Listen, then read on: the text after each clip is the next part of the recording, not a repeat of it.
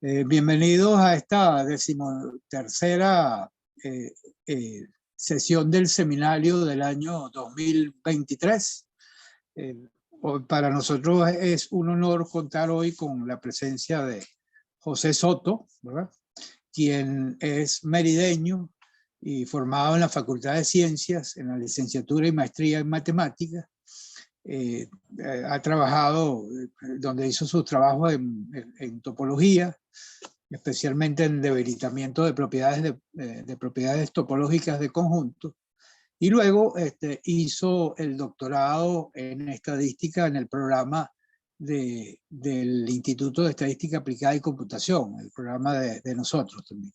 Y ahí trabajó en el área de ecuaciones diferenciales estocásticas y filtros de Kalman.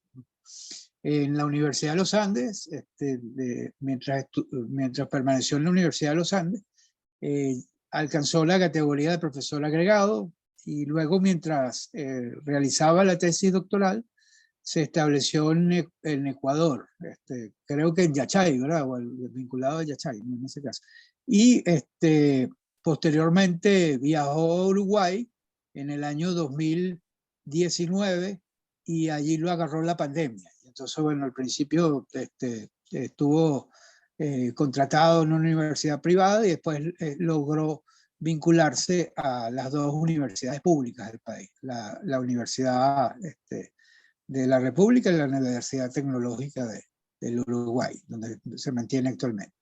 En la Universidad de los Andes, ¿verdad?, mantenía una importante actividad ligada a la Escuela Venezolana para la Enseñanza de la Matemática, y ahora trabaja con su tutor de la tesis doctoral, que es el doctor Saba Infante, que está presente también aquí en la sesión de hoy.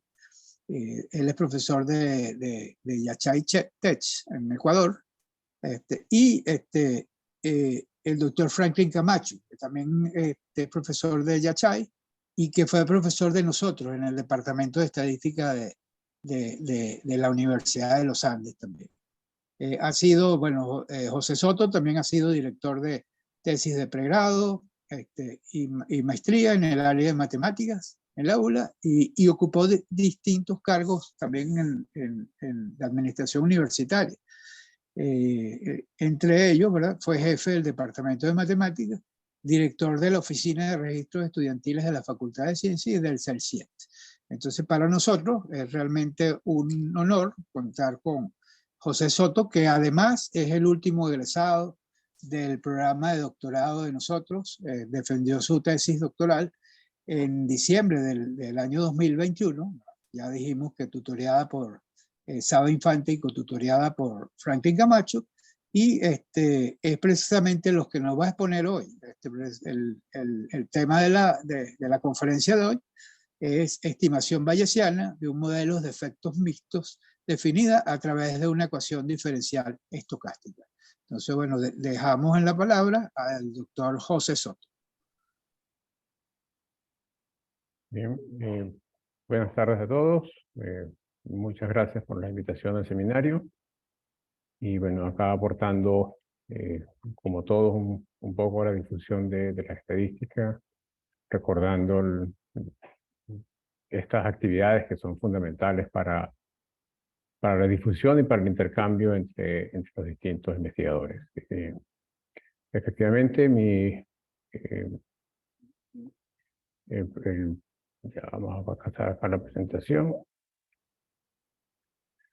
Esto es parte de lo que se hizo en la tesis doctoral, estimación de un modelo de efectos mixtos definido a través de una ecuación diferencial estocástica. La realicé junto a, acá está mi tutor, Saba Infante, y con Franklin Camacho. Entonces, el esquema de la presentación: definimos lo que son las ecuaciones diferenciales estocásticas, describimos algunos de los métodos numéricos que hay para resolver este tipo de ecuaciones. Después pasamos a los modelos de difusión de efectos mixtos, que es donde está la parte, el aporte que realicé en el área de estadística, y finalmente algunos resultados que tenemos y las conclusiones finales. Bien, la motivación general de una ecuación diferencial estocástica Generalmente se puede ver de esta manera. Tenemos una ecuación diferencial determinística, la ecuación de crecimiento exponencial. Todos conocemos la ecuación o la expresión, pero en este caso vamos a suponer que el K tiene un comportamiento aleatorio, es decir, que el K tiene una expresión de este tipo, como K sub 0 más sigma epsilon o epsilon tiene una distribución aleatoria, en este caso normal 0, 1, así que nuestra ecuación ahora deja de ser determinística y se transforma en una ecuación de este tipo, donde hay dos componentes. La primera componente es la parte determinística y la segunda componente es la parte aleatoria, que sería la expresión que tenemos acá. Entonces, así que ahora podemos hablar de una ecuación que está definida a través de f y de L. Estas funciones reciben el nombre de, acá tenemos f y tenemos L, donde L va a estar multiplicado por el diferencial, y en este caso se considera un proceso gaussiano, proceso de ruido gaussiano, porque es el que va a representar la variable aleatoria.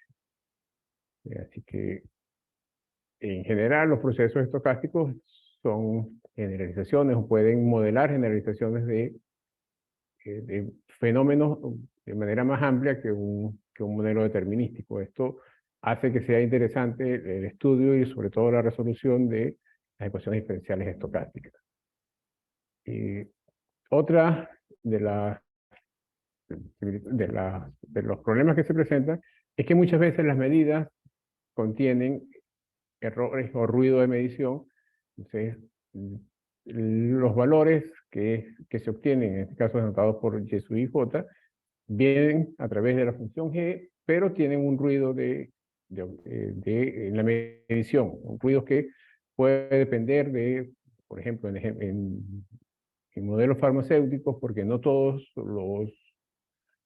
las medidas se tomaron al mismo tiempo o porque uno de ellos faltó a una medida. Ese tipo de procesos son los que generan un tipo de ruido en nuestras medidas. Sí. Asociamos la ecuación diferencial estocástica, en este caso representada por la variable X sub I, donde representamos como f y g las funciones de drift y de volatilidad. Y bueno, ¿bajo qué condiciones? Es la primera pregunta. ¿Bajo qué condiciones las ecuaciones diferenciales estocásticas tienen solución o tienen las soluciones convergentes? Esa es una de las cuestiones que está resuelta hace tiempo, ya se conocen las condiciones para esto, pero ahora podemos además, dentro de estas funciones, introducir parámetros asociados a los individuos o asociados a las poblaciones, y de esta manera aumentar la aleatoriedad de las funciones de drift y de volatilidad. Generalmente las funciones, los valores iniciales se toman de una distribución asociada a los parámetros que dependen cada uno de los individuos. Entonces, formalmente definimos una ecuación diferencial, como la expresión que tenemos acá, donde f está definida en R y la variable t en el positiva, llamada la función GIF, y L es una matriz de dispersión, donde en este caso el diferencial de beta es el movimiento browniano, se puede representar por un vector en caso de que estemos en Rn. Otra manera de representarla, no a través de una forma diferencial, sino a través de una ecuación integral, es la que tenemos la segunda que tenemos alternativa, donde la primera integral es una integral rima integrable, pero la segunda es una integral en el sentido de Ito. Entonces, acá vemos que las ecuaciones diferenciales las podemos representar por de estas dos maneras. La fórmula de Ito nos permite pasar de una ecuación diferencial, de un proceso estocástico, de un proceso definido por una ecuación diferencial, a un nuevo proceso estocástico. Lo que tenemos es que si la función g, bajo ciertas condiciones, dos veces diferenciables, por ejemplo, si yo tomo x a través de g, y defino esto como la función y, ahora tenemos una nueva un nuevo proceso estocástico. Esto es fundamental porque muchas de las ecuaciones diferenciales se resuelven a través de modificaciones. Tiene un proceso, se le aplica una función que sería la transformación de la ecuación diferencial estocástica, y lo que obtenemos sigue siendo una ecuación diferencial estocástica. Entonces, podemos manipular de esa manera las ecuaciones diferenciales. Respecto a la existencia de unicidad, las condiciones que se le piden es que F y L tengan crecimiento lineal y crecimiento global Lipschitz. Bajo estas condiciones, se garantiza que las soluciones existen para este tipo de ecuaciones diferenciales. ¿Qué métodos hay para resolverlas? Bueno, los primeros que se intentó fueron adaptar los métodos que se conocían para resolver ecuaciones diferenciales. Uno de los primeros métodos fueron métodos numéricos. Se desarrollaron en principio por Maruyama, después más adelante Ito, Ockendal y Klon. Son los que han presentado la mayor compilación de estos métodos para resolver ecuaciones diferenciales estocásticas. La modificación del método de Euler, se llama Euler-Maruyama, simplemente toma la ecuación diferencial y aplica el método de esta primera parte hasta este signo, sería lo que se conoce como el método de Euler, y le agrega el componente estocástico. Acá está, donde está la función de volatilidad y la diferencia entre los procesos, entre los ruidos gaussianos. Este fue el primer método que se presentó como una solución para resolver ecuaciones diferenciales estocásticas. Más adelante se pensó, bueno, si esto funcionó así con Euler, se intentó de inmediato hacerlo con los métodos de Runge-Kutta, y bueno, la cuestión es que los métodos de Runge-Kutta ya no funcionan tan bien. Esta es una representación que se hace con tablas de Butcher para los métodos de solución de ecuaciones diferenciales, y lo que nos pasa acá es que los incrementos, que en el caso anterior eran simplemente las diferencias de las variables aleatorias, acá quedan como integrales dobles. Y estas integrales son, salvo casos muy específicos, no son no son tratables de manera indirecta. Entonces, esto generó toda una teoría de aproximación para poder resolver ecuaciones diferenciales. Entre estas tenemos el método propuesto por Robler. Estos coeficientes C y estos coeficientes gamma son los coeficientes que multiplican a las variables y los que multiplican a las funciones. Por ejemplo, estos C multiplican al tiempo, y estos multiplican a las F y a la función L. Entonces, la primera aproximación que se hace, se presenta, es esta que tenemos acá abajo. Se introdujo en el trabajo para resolver las ecuaciones diferenciales numéricamente, y después poder comparar con lo que se iba a hacer en los procesos más adelante, en el proceso parcorial. Acá está el algoritmo de Runge-Kutta con las modificaciones que se tienen. Estos son los coeficientes, toda una serie de algoritmos que se generan para representar y para aproximar usando el método de Runge-Kutta. Ahora, como la segunda parte del trabajo ya no era a través de métodos numéricos, ahora se iba a hacer a través de los métodos de difusión. Entonces, teníamos una ecuación diferencial estocástica, pero lo vamos a tratar como un proceso de Markov de primer orden. Y entre las herramientas que se tienen, se puede hacer a través de los filtros, y uno de los filtros que se utiliza es el filtro de Kalman. Y algunas modificaciones que se generaron después con el filtro de Kalman. Esta es la forma general de un modelo de difusión. Tenemos la ecuación diferencial estocástica, en primer lugar. Tenemos las observaciones que se reciben, y en el último caso, los valores iniciales. Esa sería la forma más general de un proceso, de un modelo de difusión general. ¿Qué es lo que queremos? Vamos a regresar un momento. Es que estimar ahora los valores de θ. Esta sería la idea para resolver la ecuación. No solamente es resolverla, sino que ahora estos parámetros que están asociados a la población o están asociados a los individuos, yo pueda resolver las ecuaciones con los parámetros. Entonces, la expresión en general para la probabilidad está dada por expresiones bayesianas de este tipo, donde los Y sub I son precisamente todas las observaciones que se están recibiendo a medida que el proceso va avanzando.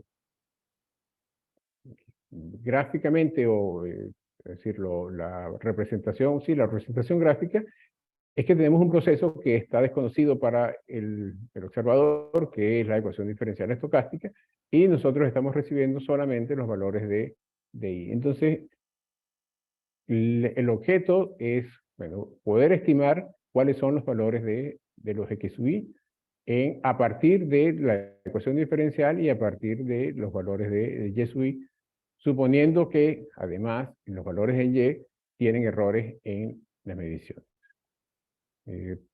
Bueno, ya había mencionado la probabilidad, habíamos dicho que no son tratables, salvo casos muy excepcionales. Entonces, en este caso, vamos a ver acá en la segunda, esta última expresión que nos da las distribuciones marginales, pero para los parámetros aleatorios en este caso. Bien. El método que se utilizó fue el filtro de Kalman, cerca de los años 60 se publicó. En principio, no fue muy relevante, fue a partir del desarrollo de las computadoras que se empezó a hacer uso del filtro de Kalman. El avance del cálculo nos permitió desarrollar y hacer muchas aproximaciones al filtro de Kalman. Es muy utilizado en la navegación de satélites, sobre todo porque cuando hay datos faltantes, cuando hay datos que se pierden por zonas oscuras o zonas donde no se tiene la comunicación, el filtro de Kalman puede hacer aproximaciones de dónde está ubicado un objeto o predecir la trayectoria a partir de esas mediciones que se pueden tomar y puede predecir la trayectoria. Uno de los trabajos que se publicó era un modelo general de efectos mixtos donde se buscaba la variabilidad de los efectos aleatorios sobre los individuos. Esta fue la primera parte del trabajo, se hacía con un algoritmo como dice acá, con Monte Carlo por cadenas de Markov para estimar parámetros. En la segunda parte del trabajo no se hizo a través de estos modelos, sino a través de los filtros de Kalman. ¿Cómo se ve el filtro de Kalman? El filtro de Kalman, primero se tiene la ecuación, el espacio-estado. Tenemos acá cada una de las X se obtiene a través de una matriz, más una función, más un ruido, en este caso está anotado por K, y las observaciones otra vez se obtienen a través de una matriz H, a partir de X, más una medida de ruido. Sí. La idea es conociendo los valores de Y, poder recuperar los valores de X que cumplan el sistema de espacio-estado. Probabilísticamente el sistema viene dado por esta expresión. Sí, acá tenemos las distribuciones normales con variabilidad K, y en este caso la llamamos, en el caso de las I, sería R. El método de Kalman lo que hace es predecir la solución en dos pasos. Primero hace una aproximación a través de un valor M y actualiza la varianza, y luego aproxima o actualiza el valor M que había calculado a través del valor de I, que es el valor que está recibiendo. Entonces, cada vez que él va recibiendo un valor, puede actualizar. Solamente utilizando ese nuevo valor. No es necesario recorrer todos los pasos nuevamente. Esto computacionalmente es bastante eficiente porque la actualización de cada paso depende solamente del último valor recibido. No es necesario volver a recuperar todos los valores anteriores. Esa es una de las ventajas que tiene de manera computacional el filtro de Kalman. ¿Qué modificaciones se hicieron? Bueno, el anterior era para sistemas lineales.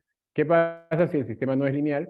Sino que la f, la relación entre x y el valor anterior viene a través de una función f. Bueno, lo que se hace es hacer aproximaciones por expansiones de Taylor, y así tenemos una primera modificación que es el filtro de Kalman extendido. En este caso, tenemos la función, pero acá en f y en h se utilizan las derivadas parciales en cada uno de los casos. Entonces, la primera modificación del filtro de Kalman fue, bueno, ya no es para ecuaciones lineales, sino para ecuaciones en general, y podemos hacerlo a través de las derivadas parciales de las funciones DRIP y la función de observación. En el trabajo también se hizo una modificación que era que para estimar los parámetros, no solamente queríamos estimar los estados, sino para estimar los parámetros, ya, un momento, estamos aquí cerca de la iglesia. Oh.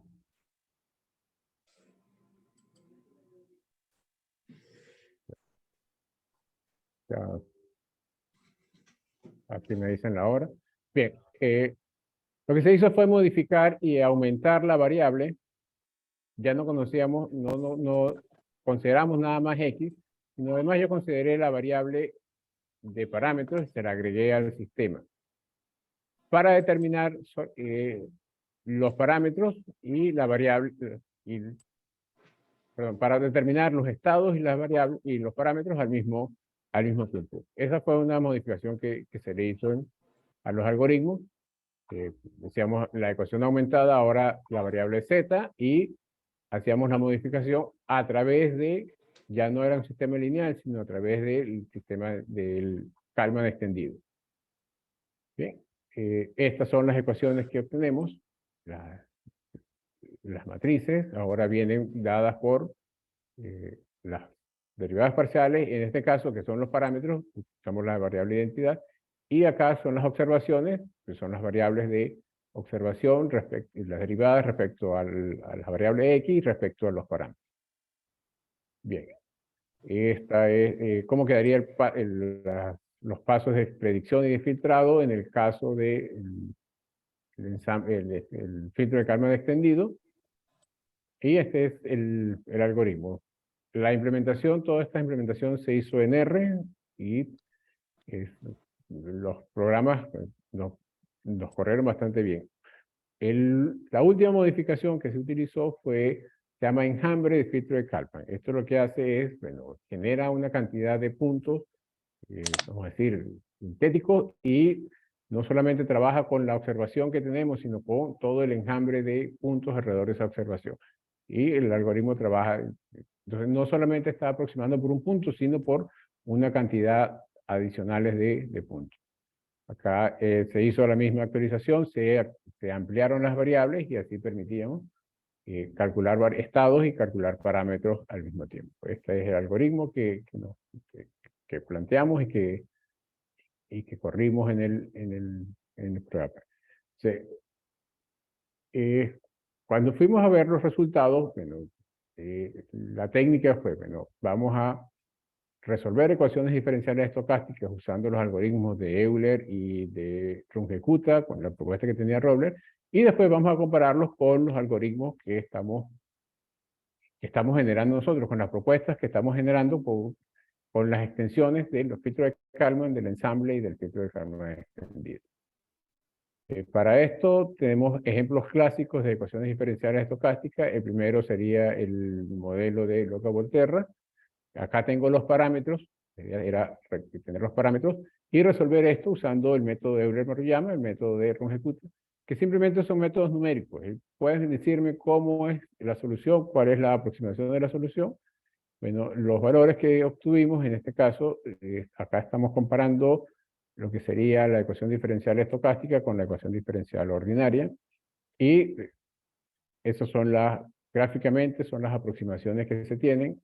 Esto es en el tiempo. También acá tenemos la gráfica del diagrama de plano de fase, cómo se va aproximando la solución. Al inicio está muy cercana, y a medida que avanza se va perdiendo. En el caso de Runge-Kutta, la aproximación es muy buena. Por eso se habla de, en las ecuaciones diferenciales se habla de dos tipos de convergencia fuerte y convergencia débil. En este caso, el método de Euler-Maruyama tiene convergencia débil, el caso de Runge-Kutta, convergencia fuerte. No es cuadrática, pero es de es 1.4 aproximadamente la potencia del método de Runge-Kutta. Los errores cuadráticos medios que obtuvimos fueron estos en el caso de Euler-Maruyama y en el caso de Runge-Kutta, y estos, el tiempo de evaluación es bastante bajo para un paso de 10 a la menos 3. Cuando corrimos esto, pues vimos cómo corría, cómo avanzaba el sistema cuando trabajamos con ecuaciones diferenciales estocásticas ya con parámetros fijos. Entonces, ¿qué hicimos más adelante? Bueno, ahora vamos a tratar de recuperar parámetros. Y utilizamos la ecuación proceso Oleg, O1, no recuerdo exactamente cómo era el nombre, que viene dado por esta ecuación, y ahora nuestro objetivo es recuperar estos parámetros, los parámetros tau, kappa, gamma, a partir de las soluciones de un sistema.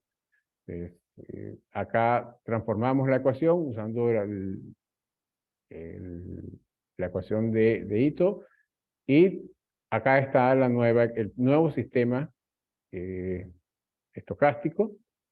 Recuerden que si tenía una ecuación diferencial estocástica, yo la podía transformar, y lo que obtenía también era una ecuación estocástica, y acá están las ecuaciones de observación. Entonces, en este caso se usó el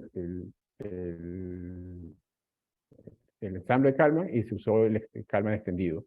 En 200 iteraciones, acá están los datos, 200 iteraciones, con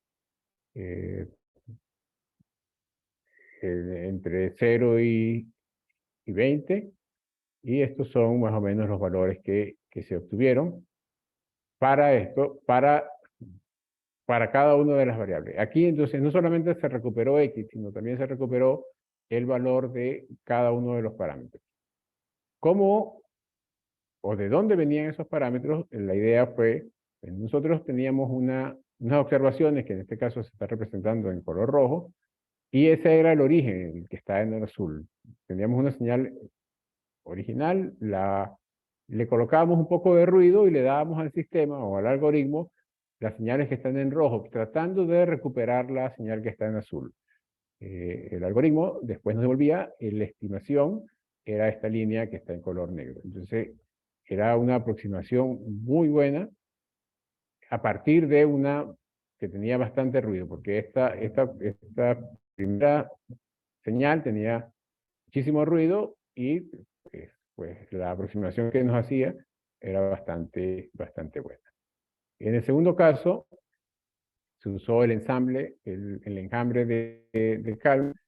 Recordemos que lo que hace es generar puntos adicionales y tratar con más medidas. Por supuesto, el algoritmo es más lento, pero con una mejor aproximación. Estos son los valores que nos arrojó, los valores para cada uno de los parámetros, y en este caso, esta era los valores que se le daban al sistema, esa nube que está allí de puntos, y el sistema nos daba, bueno, acá está comparando cuál es la señal de origen, que es la roja, es la señal de origen. A partir de esta yo generaba el enjambre anterior y el estimado que me daba el sistema.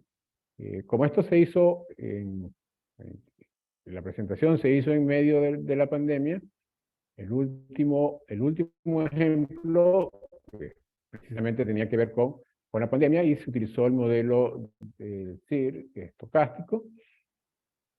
En este caso, los susceptibles, los infectados, tienen valores estocásticos, son ecuaciones estocásticas, pero la ecuación de recuperado es una ecuación determinística. Ese es uno de los modelos que he propuesto para este tipo de soluciones.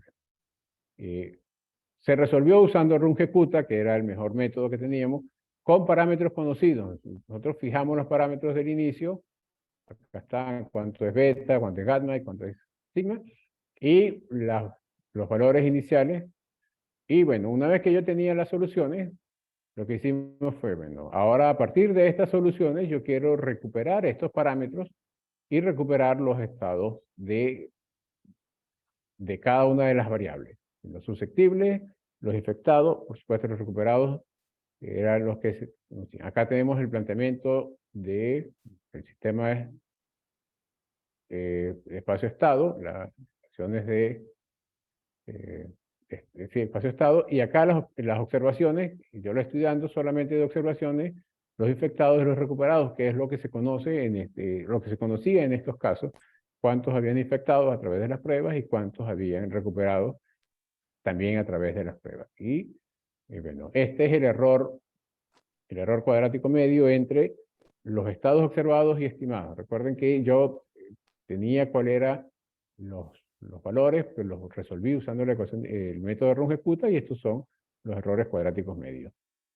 Y bueno, ahora pasamos a recuperar los parámetros. Entonces, estos son los parámetros, estos son los valores que se les fijaron a priori, cuando se le dio el sistema, se le dijo, bueno, comience con estos valores, y estos son los valores que él estimó, y acá tenemos los valores exactos. Esa era la idea en esta segunda parte, era, bueno, yo quiero recuperar ahora parámetros a partir de las soluciones de las ecuaciones diferenciales o a partir de los datos que tenemos, que son los infectados y los recuperados, para una población. Acá tenemos cuál es la convergencia que tiene el método, los valores con los que se iniciaba, y vemos que a partir de nuevamente en la mitad del tiempo, él ya tenía un comportamiento bastante asintótico. Acá tenemos la desviación estándar con todos los datos, y esta segunda es la desviación estándar con la mitad de los datos, con la mitad final de los datos. Esta es para beta, esta es para gamma, la estimación, y esta última es para sigma. Era la idea, entonces, bueno, ver cómo se recuperaba y qué tan buena era la aproximación que él tenía. Bueno, los trabajos de Kalman pues, se han hecho muy populares, sobre todo por ese efecto de que no necesita estar recuperando o estar recordando todos los valores. Simplemente cada vez que se genera un nuevo valor, él puede hacer una nueva aproximación. Y eso es eficientemente, o es muy eficiente cuando la cantidad de valores que se generan son muy altas y no necesito estar almacenando tantos valores pasados.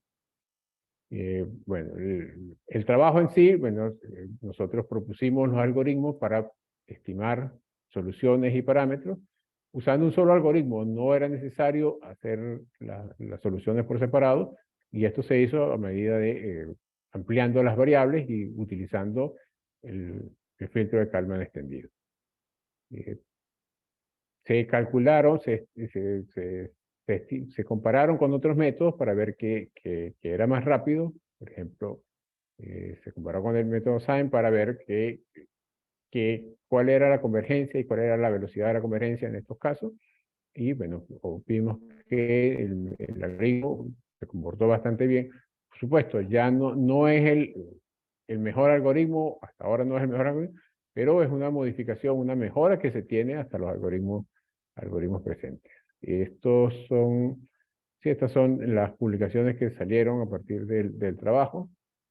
Las 3 publicaciones, y salieron, hay dos más en otros congresos, y un estudiante que también se formó en este caso, en pregrado. Pero ese es más o menos el trabajo que se realizó. Actualmente estamos trabajando con Saba en utilizar el algoritmo del sample de Kalman, el Kalman extendido, en datos espaciales. Vamos con la misma idea, ver cómo podemos recuperar datos donde se tienen medidas, los valores climáticos se generan cada cierto tiempo. Algunos tienen errores, otros no. Entonces, ¿cómo recuperar esos datos y cómo realizar aproximación? En eso estamos en estos momentos, y bueno, creemos que ya está bastante avanzado el trabajo, y esperemos que pronto lo empecemos a revisar o empiecen a revisar los editores. Bueno, muchas gracias. Esta era mi presentación. que vamos a cerrar y ahora, somos bastantes ahora. Ese fue parte del trabajo y Bueno, muchas gracias, José, por la presentación. Está abierto el ciclo de preguntas, comentarios. Lo pueden hacer a través del chat o lo pueden hacer a través del micrófono. Pueden levantar la mano y entonces para ya darle el derecho de palabra para que intervenga. Mientras se animan a hacer preguntas, ¿verdad? Yo tengo una pregunta también y tengo un comentario también. En la primera parte donde consideraron también el caso del modelo lineal, ¿no? Donde tenían las ecuaciones, bueno, caen dentro del campo gaussiano, entonces se pudieran también modelar como utilizando una estrategia, ¿verdad?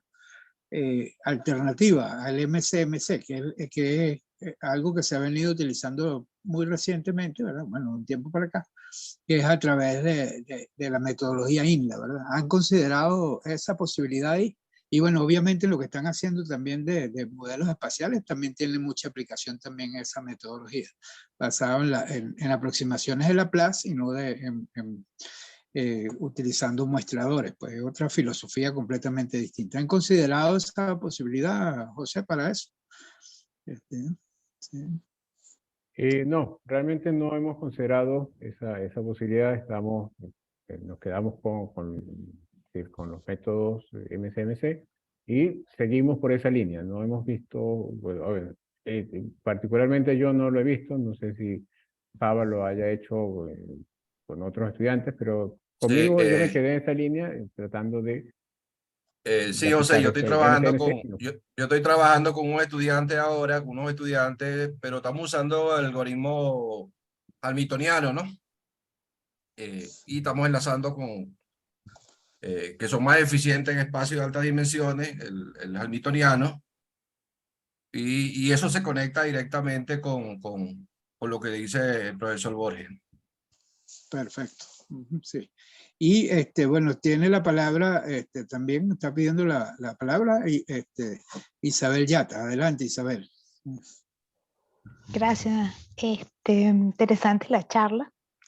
Ciertamente es una mezcla de aproximaciones que dan interesantes resultados.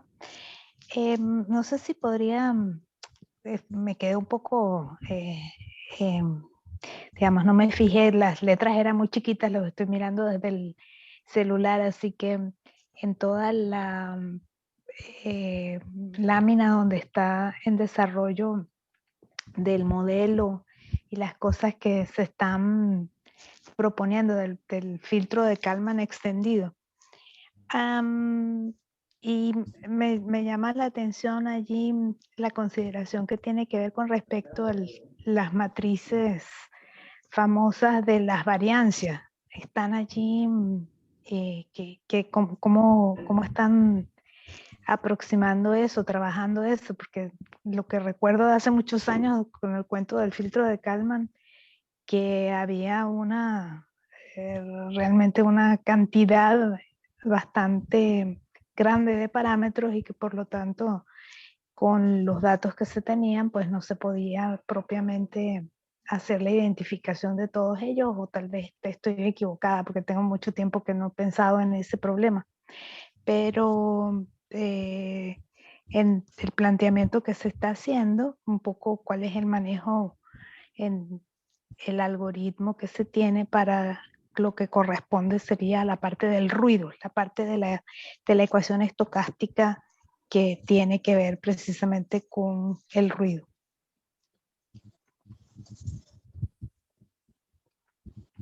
Bien, los ejemplos que trabajamos, ya teníamos cómo era la forma del ruido y realmente allí no introducíamos muchos parámetros, los parámetros eran externos. por eso no, cuando manejamos no teníamos tantos parámetros como estás mencionando. Y así los trabajamos, no tengo más otra respuesta. Esa fue las consideraciones que nosotros hicimos. No sé si... Ya, pero si lo estoy utilizando sin saber qué es lo que tengo por detrás, es decir, no con identificación plena, sino buscando, tendrías que pensar en una, digamos, para que tenga más utilidad, tendrías que pensar en una manera de manejar eso de una manera eficiente. Ok, bueno, muy bien. Bueno, allí lo que se usó consideró que era un movimiento browniano, las matrices esas se tomó como un proceso gaussiano, pues, y trabajamos Sí, pero con esa idea, ¿no? En ese caso, bueno, no usamos, digamos, matrices espaciales ni nada de eso, sino simplemente que es lo que la literatura usual recomienda, que son los procesos gaussianos, ¿no? Eso, ¿va?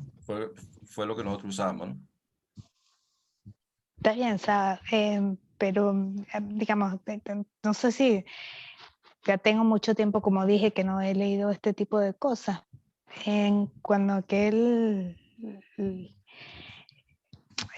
libro fundamental de West, etcétera, cuando se llegaba al momento de hacer el ajuste, uno de los problemas era precisamente en que se sustituía la parte de la, a ver, ¿cómo era el cuento? Se sustituía la parte de lo que era la matriz, el R RR, sí, exacto. que tienes allí, sí, lo sustituías como con una especie de uniparámetro, ¿verdad? Ahora no me acuerdo que justamente tenía que ver con el shrinkage de la estimación. Pero bueno, lo cierto es que simplemente era una pregunta basada en aquellas viejas lecturas que siempre me llamaron la atención, que era el programita, por ejemplo, que tenía ese libro asociado. En ninguna otra parte he encontrado una forma de, digamos, R y todas estas cosas que hacen el filtro de Kalman no tienen esa previsión, sino también suponen, como se están haciendo aquí, una cierta forma de esa matriz y se acabó. Entonces, es interesante pensar tal vez por allí también. Sí, es que tú puedes trabajar con los kernels, eso estoy trabajando ahorita con las propiedades de reproducción de kernel en espacio de Hilbert, construyes tú, puedes usar el teorema de Mercer, ¿no? Para hacer las aproximaciones de esas covarianzas, claro, eso también, pero eso es harina de otro costal, ¿no? O sea, acá no nos metimos con eso, ¿no? Sí. Sí, Está bien. pero claro, eso ahorita se está trabajando porque tú estás usando toda la batería de los kernels, ¿no? La batería de kernel, ¿no? Por aquello de la propiedad de reproductividad de los kernels, que tú puedes usar el teorema de Mercer, la representación de Mercer para hacer ese tipo, y lo escribes en términos de funciones de base, ¿no? Radiales, funciones de aproximaciones, ¿no? Sí, así es. Spline y eso, y bueno, y ahí hay demasiada tela por cortar, ¿no? Excelente. Sí. Lo que hay que tener es ánimo para terminar de hacer algo en esa vía. Sí. Hay que conseguir tesistas doctorales para trabajar Sí, en eso. exactamente. Sí. Chévere, gracias. Bueno, gracias, Isabel. ¿Alguna otra pregunta, comentario? El otro comentario que te iba a hacer, José, es que aprovechando que, bueno, este año volvemos a las reuniones presenciales también. Ya es un producto de la pospandemia, ¿no? También.